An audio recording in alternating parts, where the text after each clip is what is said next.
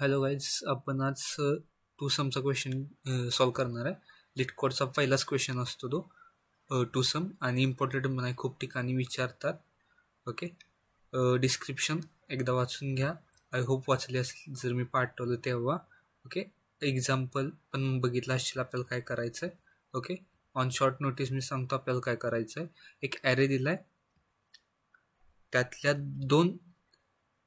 दोन नंबर्सची सम हे आपल्याला टार्गेट एवढी आली पाहिजे, ती फाइंड आउट करायचं. कसं करायचं आपण बघूया. ओके, फर्स्ट आपल्याला लागणार आहे हे सॉल्व करण्यासाठी आपल्याला इटरेशन करायला लागणार आहे. ओके, इटरेशन म्हटलं आपल्याला सगळ्या संख्या एकदा ट्रॅव्हर्स करून चेक केल्या पाहिजेत. ओके, त्यासाठी आपण दोन लूप्स यूज करणार आहे. कारण की एक जर लूप घेतला तर आपल्याला ॲडिशन करू शकत नाही. सो आपण दोन लूप घेणार की इच अँड एव्हरी नंबर सोबत आपल्याला ॲडिशन करून चेक करायचे आहे की टार्गेट सम येते की नाही. ओके, सो पहिला लूप घेतलाय आपण आयचा, तो इनिशियलाइज केलाय 0ला. ओके, जस्ट वेट, आपण झिरोला इनिशियलाइज केलाय आणि तो जातोय कुठंपर्यंत, नंबर्स ऑफ लेंथ पर्यंत, म्हणजे नंबरची लेंथ असेल तिथंपर्यंत. Okay, then I. दुसरा आपण इनिशियलाइज केलाय लूप, आपण नेस्टेड लूपचं कॉन्सेप्टचं यूज केलं, nested loop. Okay, then I+1. इथं का घेतलंय, आपल्याला ऑलवेज जे हा आयच्या पुढं पाहिजे, सो त्यासाठी आपण I+1 घेतले. ओके, देन आपण जे जातोय नंबर्स ऑफ लेंथ पर्यंत. ओके, परत कंडिशन आपण ऍड काय केल्या, nums of I plus nums of जे इज इक्वल टू टार्गेट असेल तर रिटर्न काय करायचं आहे, nums of I plus nums of जे. ओके, आता आपण डायरेक्ट इटरेशन चेक करूया. हे कन्सेप्ट आय होप समजले असेल, हे कसं आहे लूप्सची, म्हणजे कोड ॲक्च्युली आपण हे रन पण करून बघूया. ओके, फर्स्ट आता इथं आय आपण 0 इनिशियलाइज केला. ओके, 0, तो आता इनिशियलाइज झाला, तो आत आला. आत जेची व्हॅल्यू काय झाली इथं 0. आता इथं आय काय आहे 0 प्लस 1 झालं. ओके, 1. आता खाली येणार, खाली पहिलं इथं 0 plus 1 is equal to target आहे का. आता इथं मी थोडं चेंजेस केलेत, कारण की हा जर क्वेश्चन बघितला तर डायरेक्ट फर्स्ट इटरेशनलाच आपल्याला क्वेश्चन भेटते, पण एखादं इटरेशन जास्त व्हावं त्यासाठी मी थोडं चेंज केले. सो 0th पोझिशनला काय आहे 2. ओके, परत 1th पोझिशनला काय आहे 11 इज इक्वल टू काय झालं 13 होते. सो हे आपलं प्रॉपर आन्सर नाही आहे. सो आपण परत काय होणार, परत फॉल्स होणार, परत वर येणार. इथं आयची व्हॅल्यू आता अपडेट होणार. ओके, जोपर्यंत जे हा कम्प्लीट इटरेट होत नाही, ही कंडिशन फॉल्स करत नाही, तोपर्यंत जे चालू राहतो. जे काही झालं 1, सो आता तो होणार 2. सो इथं 0 परत येणार, 2 झाला, 2 झाल्यावर इथं खाली येणार.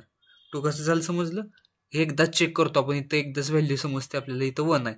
सो ते रिट्रेट होणार, आय जे प्लस प्लस नाही तर येणार 2. आता नम्स ऑफ जे कंडिशनमध्ये आलो, नम्स ऑफ जे काय 0 प्लस 2.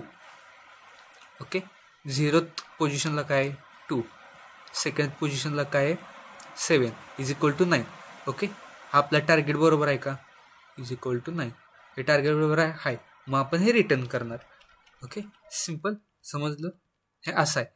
इफ जर आपल्याला इथं काहीच भेटलं नाही, 0 सगळा इटरेट झाला असता आणि 2 समजा इथं 2 असतं, इथं 7 असतं, इथं 15 असतं आणि इथं 11 असतं, तर काय झालं असतं, हे सगळे ट्रेड करून परत इथं आलं असतं. इथं आता आय अपडेट झाला असता, आय झाला असता 1. ओके, आय इथं होणार 1, I1 झालं, इथं झालं डायरेक्ट 2 होणार, बरोबर, I2. मग आता nums of I 1, nums of जे 2 डायरेक्ट. ओके, आता चेक करा, आयथ पोझिशनला आपण इथं काय केलंय, 1th पोझिशनला 2. ओके, आणि 2nd पोझिशनला काय 7 इज इक्वल टू काय झालं टार्गेट. समजलं, हे कावरची कंडिशन अशी आहे. आणि हे जोपर्यंत हे कंडिशन सगळी एंड होत नाही तोपर्यंत हे कंटिन्यू राहतं. सो आपल्याला कसं असतं, ज्यावेळी आता समजा इथं 2 असतं, इथं 7 असतं, तर आपल्याला आयला लास्टपर्यंत घेऊन गेला पाहिजे इथं, म्हणजे आपल्याला इथं आय काय झालं पाहिजे 3 आणि ही कंडिशन ब्रेक व्हायला पाहिजे, इथंपर्यंत आपल्याला जायचं असतं. आपण कोड पण लिहूया ह्याचा. ओके, कोड मी जावा प्रेफर करतोय, सो मी जावात लिहीन. मी आता कन्सेप्ट तुम्हाला एक्सप्लेन केली, इथं कसं झालं, हे कसं वर्क होतं, हे सगळं लूप्स ती तुम्ही ॲज पर तुमच्या लँग्वेजमध्ये पुट करा. ओके, आता बघितलं आपण तसं पहिला येणार फॉर लूप, तो असणार आयचा.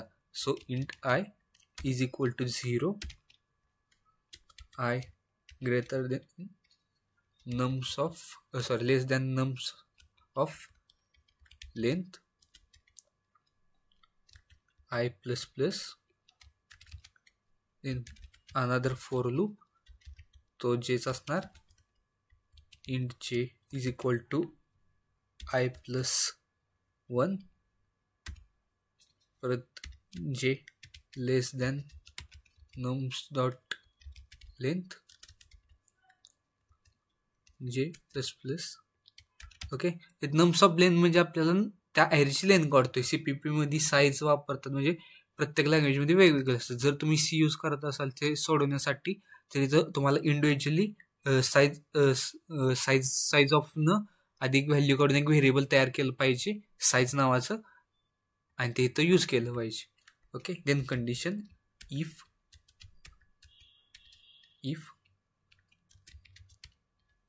nums of I plus nums of j is equal to target return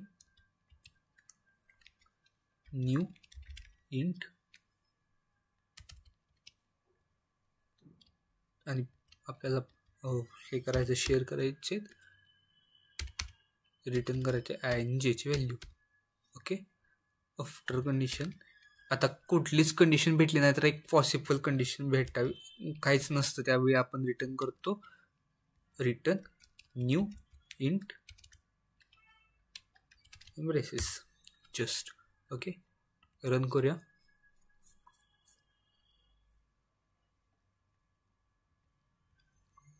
okay, आपल्या ऑल ज्या 10 टेस्ट केसेस होत्या त्या सगळ्या सॉल्व्ह झाल्या. आउटपुट पाहिजे होतं, आपलं आउटपुट येते. ओके, आय होप कळालं असेल. ओके, सॉल्व्ह करा. आपण उद्या भेटू. बाय.